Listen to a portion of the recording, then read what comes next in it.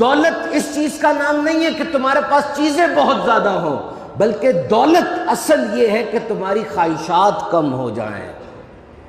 اپنی خواہشات کو کم کرنے کی ٹریننگ کیجئے، خواہشات کو لگام دیجئے، دنیا سے بے رغبتی اختیار کرنے کی کوشش کیجئے۔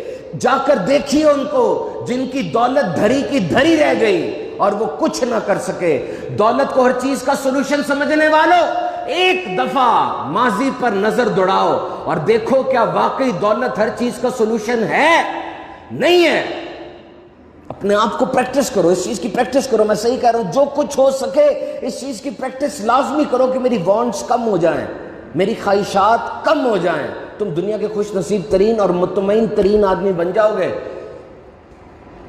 لبنان کا ایک بہت بڑا آدمی تھا، بڑا امیر تھا، بڑی دولت تھی اس کے پاس۔ اس نے بیروت کے ساحل کے اوپر ایک جگہ دیکھی، کہا میری قبر یہاں بنے گی، مہنگی ترین جگہ ہوگی دنیا کی وہ۔ اس نے قبر کھود لی وہاں پہ اور کہا میں یہاں مروں گا، جب مروں گا تو مجھے یہاں دفنا دینا۔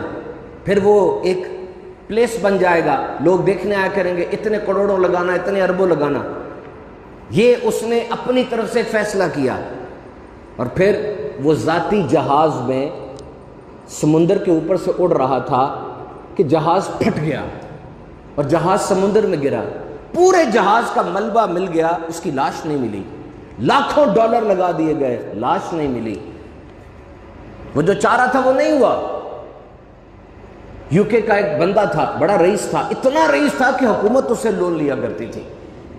اس کا جو سیم و زر کا کمرہ تھا جس میں اس نے پیسہ، سونا، چاندی، دیگر چیزیں رکھی ہوئی تھی، وہ اس سیم و زر کے کمرے میں ایک دن اندر چلا گیا۔ اندر جا کے دروازہ اس سے بند ہو گیا۔ وہ دروازہ اس طرح کا بنا ہوا تھا کہ باہر سے کھلتا تھا، اندر سے کھل نہیں سکتا تھا۔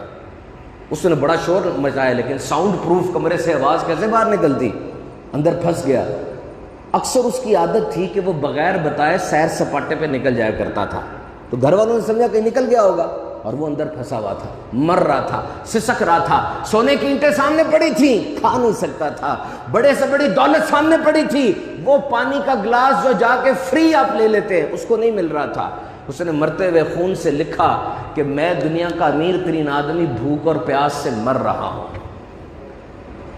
دولت کس چیز کا سولوشن ہے مجھے بتاؤ؟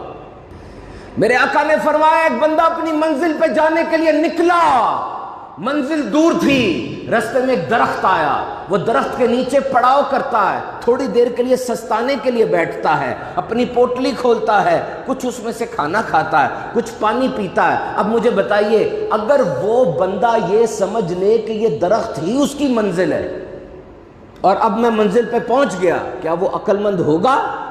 نہیں، یہ تو ایک پڑاؤ ہے، بیچ میں ایک ٹرانزٹ ہے۔ اب تم نے پانی پی لیا، کھانا کھا لیا، اٹھو اور اپنی منزل کی طرف چلو۔